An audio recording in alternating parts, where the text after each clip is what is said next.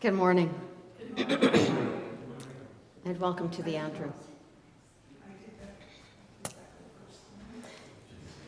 In 2021, the Government of Canada designated September 30th as a statutory holiday that would be known as Annual Truth and Reconciliation Day. We as a country had just gone through a season of listening to the stories of residential school survivors. Between the 1870s and the 1990s, over 150,000 Indigenous children were sent to residential schools that were run as a result of a partnership between the government and the Churches of Canada. And so today we remember that part of our legacy, and we begin to think again about what the next steps forward will be. But there are actually, I think, several things to celebrate in our own relationship with, for example, our friends from Tyendinaga. And we've been gathering friends around this conversation for quite some time. So some of you will remember Joan Churchill's piece of art featuring orange sweaters. And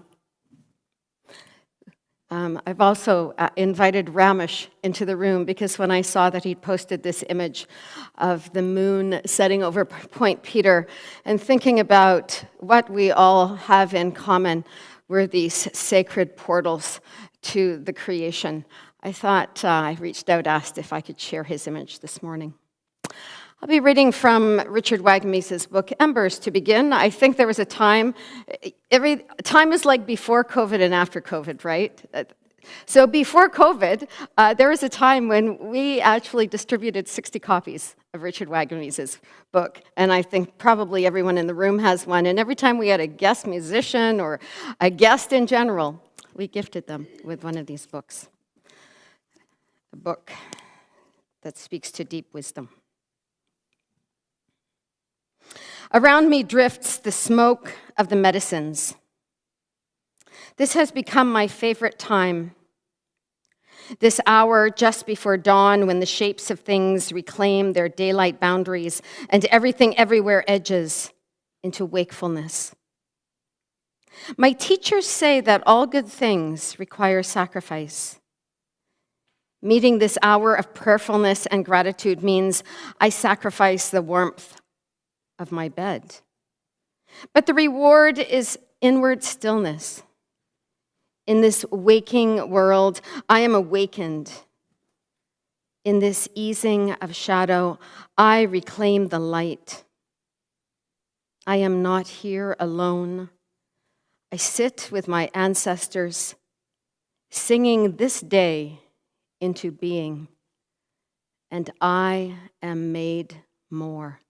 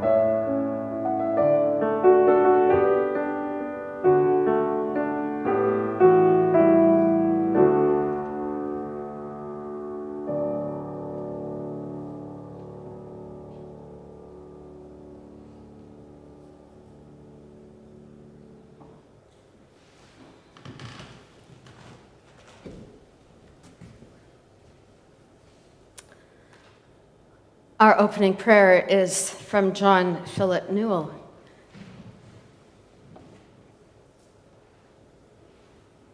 I watch this morning for the light that the darkness has not overcome. I watch for the fire that was in the beginning and that burns still in the brilliance of the rising sun. I watch for the glow of life that gleams in the growing earth and glistens in sea and sky. I watch for your light, Creator God, in the eyes of every living creature and in the ever-living flame of my own soul. If the grace of seeing were mine this day, I would glimpse you in all that lives. Grant us the grace of seeing this day. Grant us the grace of seeing. May it be so. Amen. The hymn is on the screen.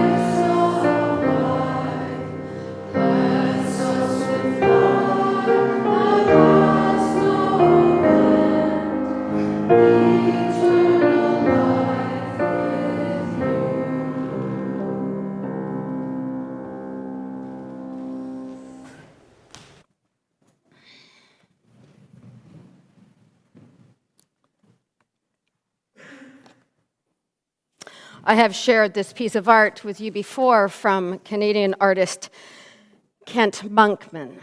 It is a disturbing image, but one we should sit with for a while.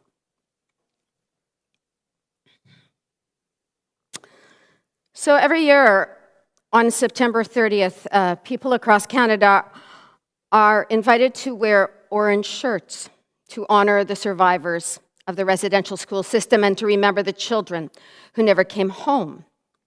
The day itself is rooted in the story of Phyllis Webstad. Phyllis shared her story publicly in 2013, and from it grew Orange Shirt Day, a day to remember that every child matters, not just in theory, but in the systems we build, the stories we tell, and the communities that we shape. I invited Margaret Tromp to come and read the story of Phyllis in Phyllis's own words. Margaret, as you know, has spent several years practicing medicine among more than one Indigenous community in Canada.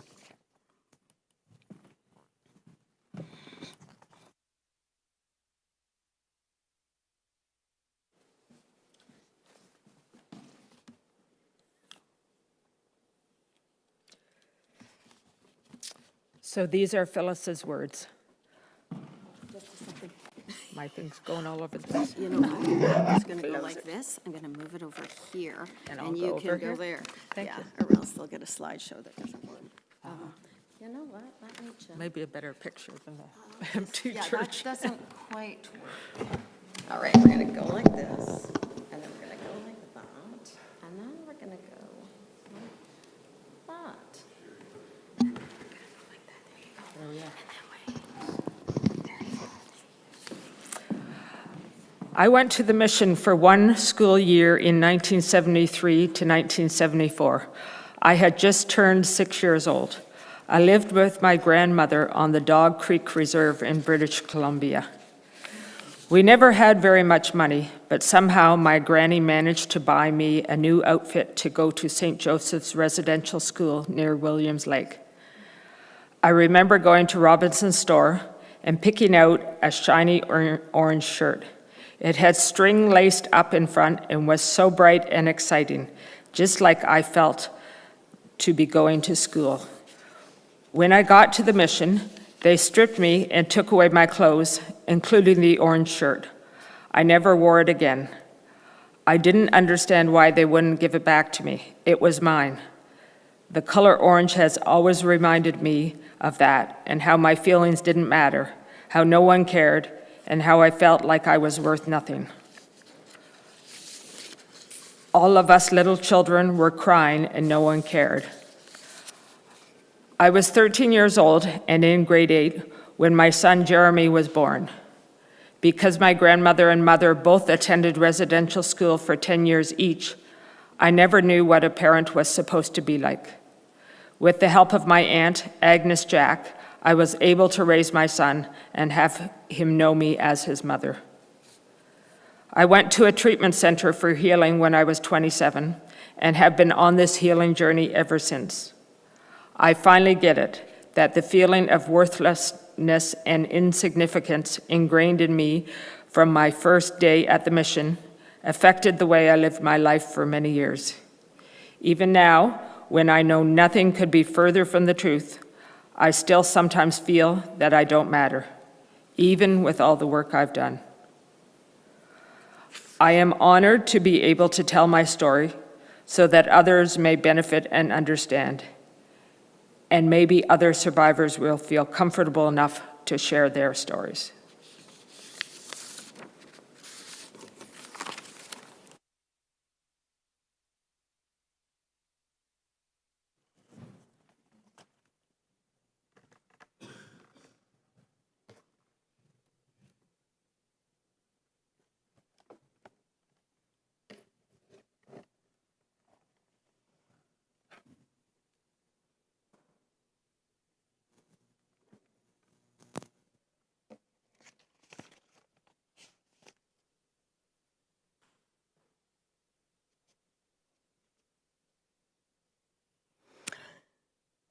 We know that the residential schools were run by churches, paid for by governments. But the churches were not just paid to educate children. This whole process was actually part of a wider effort to assimilate Indigenous children, and faith was used to justify it. At the heart of this version of Christianity was a Christianity shaped by empire, one that claimed that there was only one right way to live, to speak, to worship, and to believe. This form of what we will call now colonial Christianity made room for only one story, a story where European culture, language, and religion was seen as superior to Indigenous worldviews, and Indigenous worldviews were either pushed to the margins or erased entirely. And this is the history of colonialism throughout the world. And it's important to say this wasn't just a misunderstanding. It was backed by policy. The Indian Act, passed in 1876, gave the government of Canada sweeping control over Indigenous communities. For decades, it even criminalized Indigenous ceremonies, such as the potlatch and the Sundance. The very practices that sustained culture, community, and relationship with the land were barred and banned. Spirituality wasn't just discouraged, it was made illegal. And many also do not remember that the Indian Act also forbade the ownership of farm implements and tools, making it almost impossible for a life to be made off of the land. And in many cases, it was the churches that supported or enforced this. The residential school system, as well as the racism that I think is built into Western culture and attitudes, resulted in several generations of children growing up without a sense of their value, their heritage, their light, and their purpose. The Presbyterian Church in Canada made an official apology for the role it played in 1994, but later learned, as it listened, how very deep the crimes of these residential schools were, and wrote a new apology in 2024. This new apology begins as follows. We, the Presbyterian Church in Canada, humbly offer this apology to the generations of Indigenous people and communities harmed by the residential schools and day schools we operated. We originally made a confession in 1994 for our role in operating residential schools and colonization, but we have realized the inadequacy of that confession. We apologize for our slowness and the apathy of our response. We are deeply sorry. We acknowledge the families whose children were taken to schools without telling their families where the children were being taken, and who never returned, who remain lost today. We acknowledge with grief the many unmarked graves that have been found and will be found, including at schools that we ran. We remember the children who never made it home. We apologize for the impact of the genocide, of colonization, forced assimilation, and racism to which we actively contributed.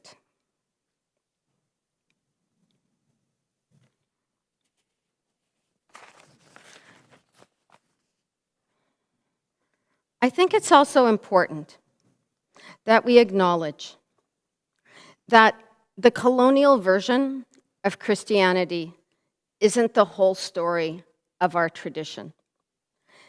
And so this image, so disturbing, is an important reminder of the work that is still required, the work of repair and reconciliation that is mandated by the best teachings within our tradition. When we dig deeper, we can find other expressions of Christian spirituality that align much more closely with Indigenous spirituality.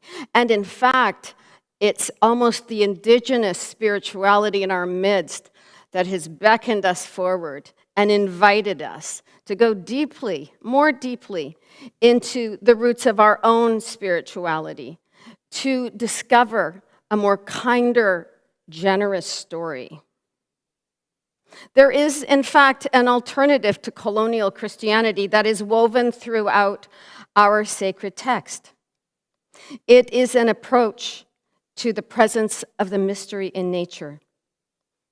It suggests that this mystery can be encountered in rivers and stones, in sun and in wind. It was a tradition that honored the rhythm of the land and the seasons, and was not built on the theological foundation of Sky Daddy or God, the Almighty Father. It reveals and continues to point to the original sacred balance and provides a vision for healing of the nations, for an equal participation in the abundance of creation. And one of my favorite passages providing this invitation is spoken to a people who themselves were victims of empire building. Isaiah speaks to that alternative story, a story that makes room for recognizing the sacred in each person and perspective and race and culture. Come, everyone who thirsts, come to the waters. And you who have no money, come buy and eat. Come buy wine and milk without money and without price. This is a vision that reflects the original sacred economy. It speaks of a deep generosity, of a belonging that doesn't need to be earned. There is no gatekeeping here, no hierarchy, just an invitation to come as you are, to be fed. This vision stands in sharp contrast to the colonial Christian vision that was behind the creation of residential schools. So I thought I would share this morning, because so many of you have arrived just so recently, the story of the Circle of Friends. The Circle of Friends took the first step into the river of truth and reconciliation in 2018. I call it a river because it isn't just one conversation or initiative. It is, I think, coming to terms with all of the ways that colonial Christianity is bred in the bone. And having spent time as a child on reserves, I was all too aware of the history of colonialism in this country. So the elders and I discussed the possibility of an Indigenous mural on our back wall. I had become aware of the art of Christy Belcourt, and it turns out that her mother was a neighbor. And so we reached out to Christy through her mother.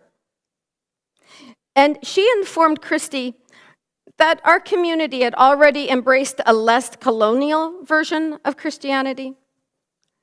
Christy met with me, and I shared our story with her, and she agreed to gift us this image. And in exchange, we were invited to make a gift to her language and cultural school.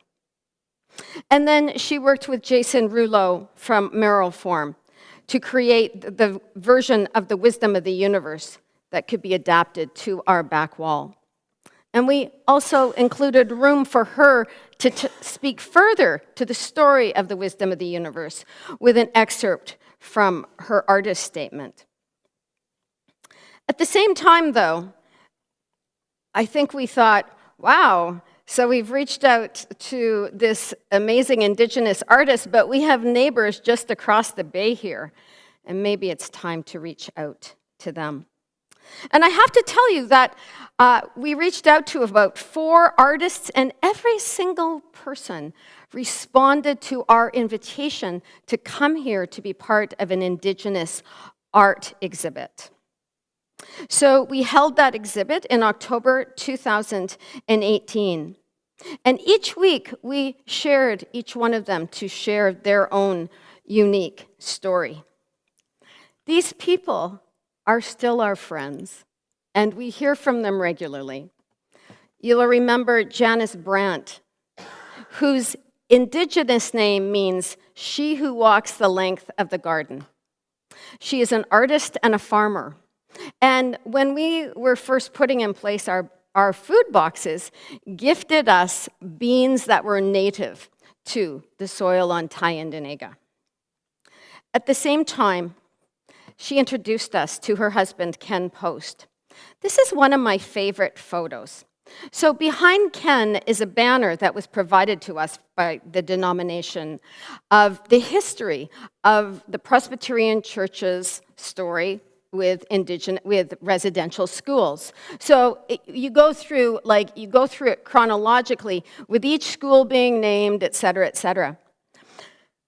And this story is this image is so powerful because Ken Post's mother, and Ken is Ojibwe, he comes from a territory in northern Ontario, And his mother had gone to residential school. And yet, he had accepted our invitation.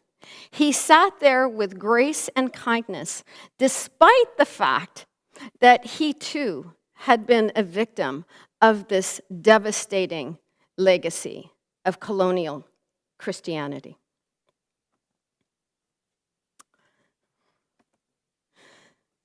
Earlier the next year, then, Christy Belcourt came and joined us for a celebration acknowledging her gift. I thought since we're also been talking about water lately, I'd share her original piece of art. Water is sacred. We were joined by close to 50 members of the Tyendinaga community. We gathered in circles, and we invited head of Turtle Clan, Jan Hill, to welcome Christy to the traditional territories. And beside her, actual, is Laura Miracle, who at that time ran the cultural center, the Indigenous Cultural Center at Queen's University. Since that time, the Wisdom of the Universe has been a destination for visitors and locals. Every year, Matt Sheehan brought members of his Indigenous Studies class and his theater class to come and experience and hear the story of the wisdom of the universe.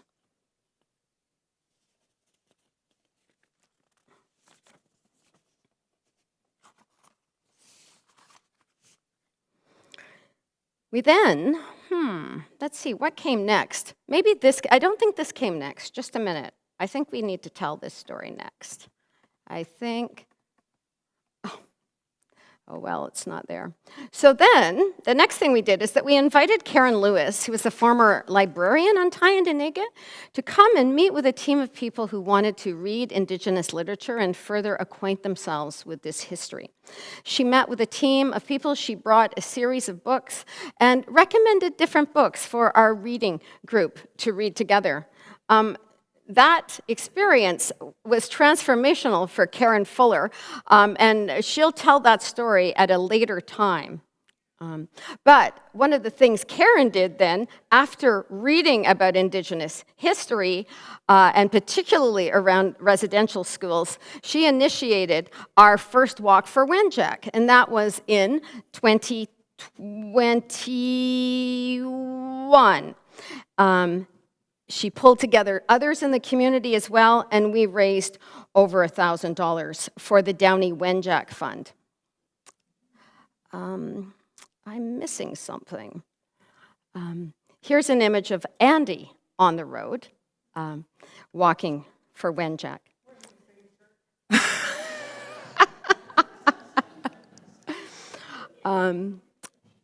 So the other thing, and I mentioned this yesterday in the email, was in 2021, it was at the end of May, and suddenly the country learned that there were 270 unmarked graves discovered on a residential school outside of Kamloops. And so the country as a whole wondered if Canada Day was a day that they wanted and felt like celebrating. So the local Canada Day committee made a decision that they were not going to lead in Canada Day celebrations in 2021. So I remember being on a Zoom call. We were still kind of in, like we were on Zoom when we had this conversation. It was still lockdown, it was still COVID. And I suggested to the community that we would host a Canada Day celebration because the mural was a perfect destination to have those kinds of conversations. And we created, as I said yesterday, 5 different experiences. Karen headed up a table that taught people about the Indian Act. Sue and Irene organized a whole bunch of people to knit, and some of those little orange sweaters are on the table behind you. We sold bannock made by Mary Miracle on the territories and raised $500 for the seed sanctuary, and then we raffled off, so unpresbyterian, we raffled off a piece of Christie's art and sent her $2,500 in support of her language school. But this in itself is another story. So Rick Bice, who's a friend of Andy's, came to this event, this Canada Day event. His father and grandfather were both residential school survivors. And he claimed at the time that he would never, ever enter a church. But he was happy to stay. And I remember he took a place, there were about 20 women, not just women, but there were 20 folks sitting under the tent knitting little orange sweaters. And he went and sat beside them and shared his unique story.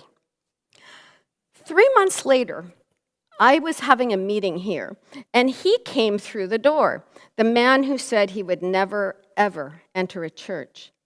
And he came through the door to gift me and this congregation with this carving.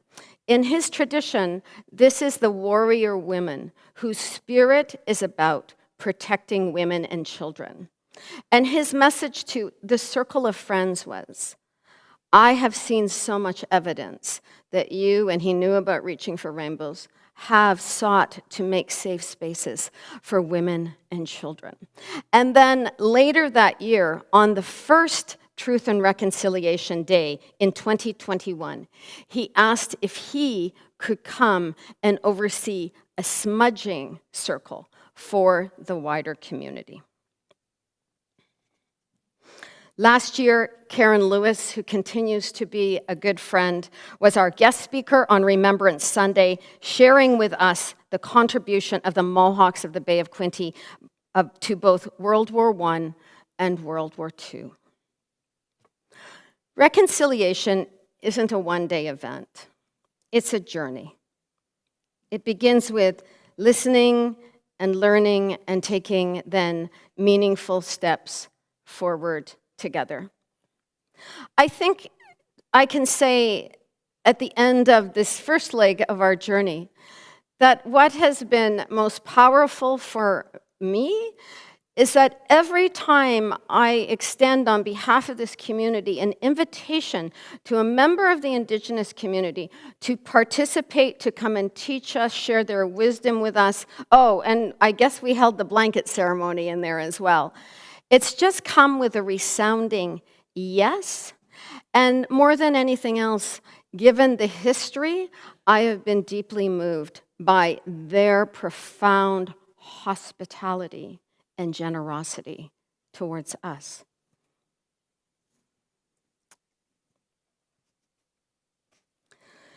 So moving forward, we are committed to creating a safe space for every story, particularly for those who did not experience safety under the banner of colonial Christianity. We will continue to explore the Jesus path with humility and hope, but at the same time recognizing that it is just one of many paths to the sacred. And we will also continue to engage sacred stories that we all have in common with other traditions. Stories that remind us that abundance and generosity and hospitality and community are the antidote to the arrogance and the greed and the violence of empire. We will gather with brothers and sisters from every nation, and together we commit ourselves to drinking from a deeper well, that well of living water whose vision is life and well-being for all. I invite you now during this time for contemplation. How has colonial Christianity been a stumbling block and a prison for you? Because at some level, we were all imprisoned by that version of Christianity. And how is being liberated from that version given us those new eyes like Philip refers to in that prayer? Give us the grace of seeing. He tells the story in his book, Christ of the Celts. He was speaking in Ottawa, and he was an ordained Presbyterian minister who then went to serve in Scotland. And after he gave his talk, a Mohawk elder came up to him and said, "You know, Philip, If your people had come to our country with that vision of God in mind, we'd all be a very different people together. So again, always having to reflect on how somehow baked within the tradition that some of us were raised in is an understanding of the other as not worthy. And yet, at every turn, the Jesus way invites us to put on a different set of eyes, and not just to see the other person as worthy, but to see the other person as an alchemy of giftedness and light that we may be blessed by.